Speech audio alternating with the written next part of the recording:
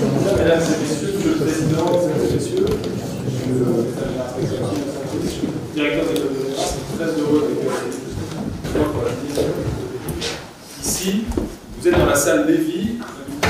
Alors, montez l'écran, la descente des étapes. Je crois que vous n'avez jamais été réunis dans cette salle. C'est la salle où nos élèves soutiennent leur thèse. Donc c'est pas mal. C'est un programme là sur les débats. Voilà. Très heureux de vous accueillir. L'école Duval a été un peu ébouriffée, j'ai envie de dire, comme vous avez suivi. Par chance, on n'a pas eu de blessés graves, on a eu des dizaines de blessés légers. Et surtout, ce que je retiens, moi, c'est que les blessés les plus graves ont été relevés par les personnes de l'école qui ont mis en œuvre tout de suite leurs compétences, les compétences qu'on leur enseigne, puisqu'il y avait des cours de médecine de guerre qui se passaient à ce moment-là, dans la phase toute initiale, puisque depuis un petit quart d'heure pour arriver, pour rejoindre en fait, parce que c'est un terrain qui est très important. Voilà. Donc vous êtes au cœur d'une école, et je suis très heureux d'accueillir ici l'Académie de chirurgie. La chirurgie pour les praticiens militaires, c'est évidemment ce qui va sauver le blessé traumatique de guerre et le blessé par balle en particulier. Merci Guillaume. Merci Guillaume. Alors c'est vrai que c'est une réunion qu'on fait à chaque fois en fin d'année, cette réunion venue de la chaire de chirurgie appliquée aux armées qui cultive l'éclectisme et la recherche de l'excellence de cette chirurgie. Cela implique que l'Académie nationale de chirurgie, c'est pour ça qu'on a plus d'un, c'est la clôture l'année universitaire en ce réunissement. Monsieur le Président, je vous laisse.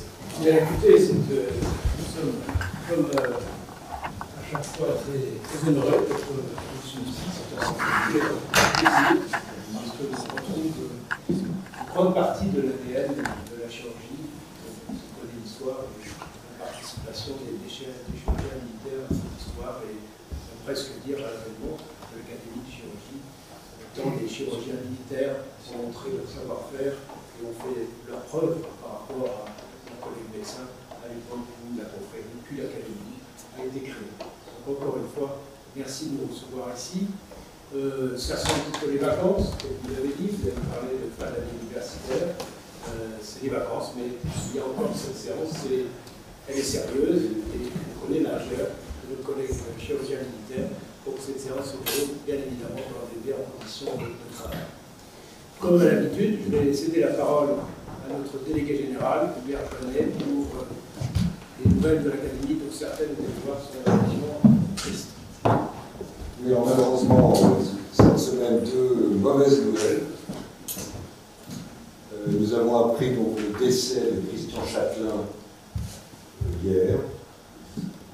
Les obsèques auront lieu à Notre-Dame de Passy vendredi à 10h. Inhumation à 14h. Je vous laisse, Président, peut-être dire quelques mots concernant Christian Châtelain, qui n'est pas n'importe qui dans le monde de la chirurgie. Christian Châtelain était président de l'Académie nationale de chirurgie, je n'ai plus l'année en tête. Il a été également président de l'Académie nationale de médecine, une situation suffisamment rare pour être soulignée. Il a été un grand chef de service de chirurgie à l'école magnifique de Saint-Pierre. Il a succédé à Antricus, qui a fondé cette école et sa réputation. Et lui a succédé François Richard, que vous connaissez ici, il a été également président de l'Académie nationale de chirurgie. François nous rendra hommage vendredi, sec. Ce que je peux en dire pour l'avoir un peu connu, c'était que d'un côté on avait un immense chirurgien et de l'autre un homme d'une grande simplicité, d'une grande humilité et je dirais accessibilité. Même jeune chirurgien, on avait accès à lui, on pouvait lui parler très, très aisément et il répondait avec une grande facilité. Je crois que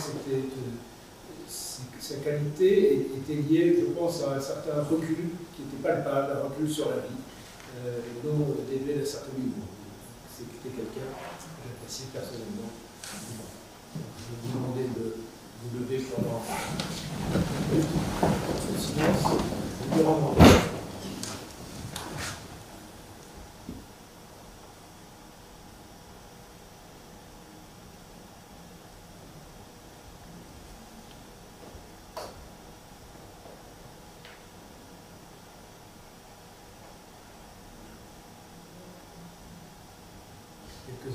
Merci. Alors, deuxième mauvaise nouvelle, nous avons évidemment appris le décès de Joël Leroy, décédé la semaine dernière.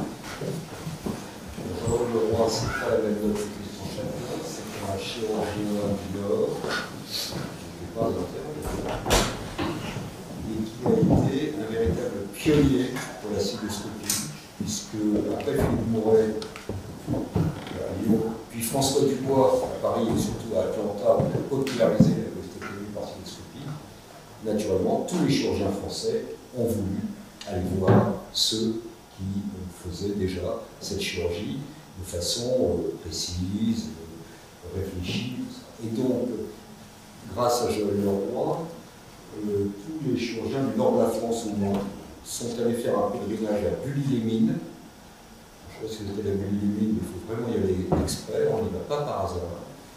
Et on a pu voir, donc, pendant une journée, Joël Leroy et Gérard Froment nous montrer de façon simple, parfaitement accessible, des hystérectomies par CDO, des cures de hernie par CDO, des cholécystectomies, enfin tout un tas d'interventions qu'il faisait à l'époque tout à fait simplement, et c'était absolument merveilleux de les voir faire, et on rentrait chez soi en se disant maintenant je vais m'y mettre, c'est simple, etc. Et donc Joël Leroy a ensuite été à l'IRCAD, où il a fait la deuxième partie de sa carrière, et il est donc décédé, et c'est quelqu'un qui beaucoup de chirurgiens français doivent beaucoup.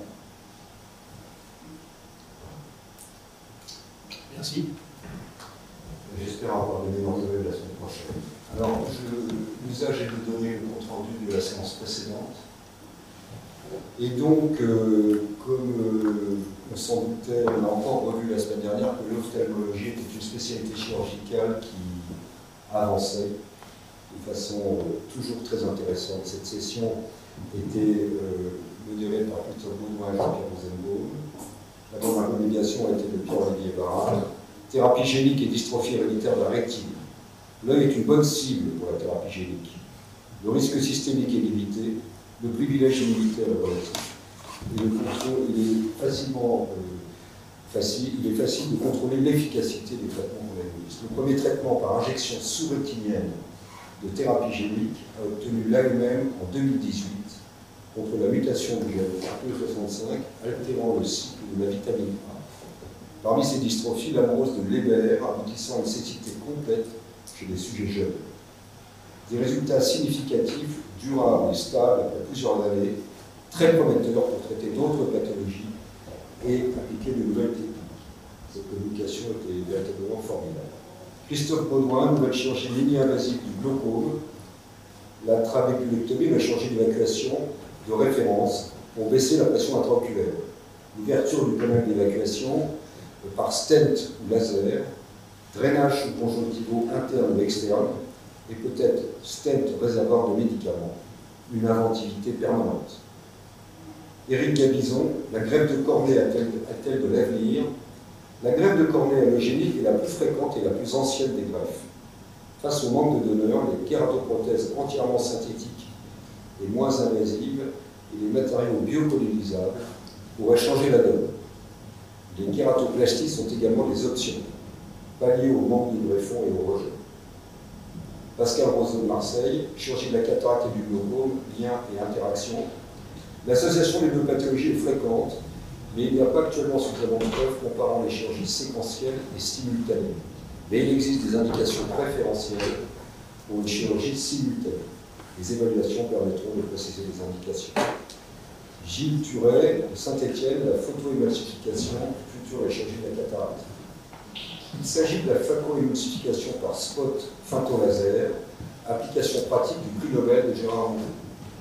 Le robot programmé, personnalisation du nombre de spots, position, contrôle de l'énergie, délivre ultra rapidement les multiples spots et l'aspiration se retire et le chirurgien applique à terminer l'intervention sans ultrason de 88%. Une technologie française. Tristan Boursier de Strasbourg, l'apprentissage de la chirurgie de la cataracte en Europe. L'European Board of L'ophtalmologie a interrogé 821 internes de 30 pays. L'internat, ça dure de 3 à 7 ans, en moyenne 4,73 années. 25% n'ont pas opéré de cataracte, mais seulement fait de la simulation. Le nombre moyen de cataractes opérés est de 80. Selon les pays, ça va de 10 à 300. Le chiffre est de 96 en France. L'indice de confiance moyen obtenu par l'interne est de 4,1 sur 10, d'autant plus faible que l'internat est long. Le post-internat fait monter l'indice de confiance à 7,7 sur 10. Très éclairant. Qu'en est-il dans les autres spécialités chirurgicales pour la cardiologie? Vincent Borderie, Paris, de la greffe de cornée à la thérapie cellulaire, une révolution dans le traitement des pathologies cornéennes. Il ne s'agit pas de thérapie génique ou de thérapie cellulaire. Les cellules souches limbiques de la cornée permettent de pallier les échecs de greffe de cornée, notamment dans les cas de brûlure oculaire sévère. La greffe de cellules souches stromales et endothéliales sont prometteuses. La thérapie cellulaire, des essais cliniques depuis 2000, avec des résultats probants en greffe autologée. Je vous remercie.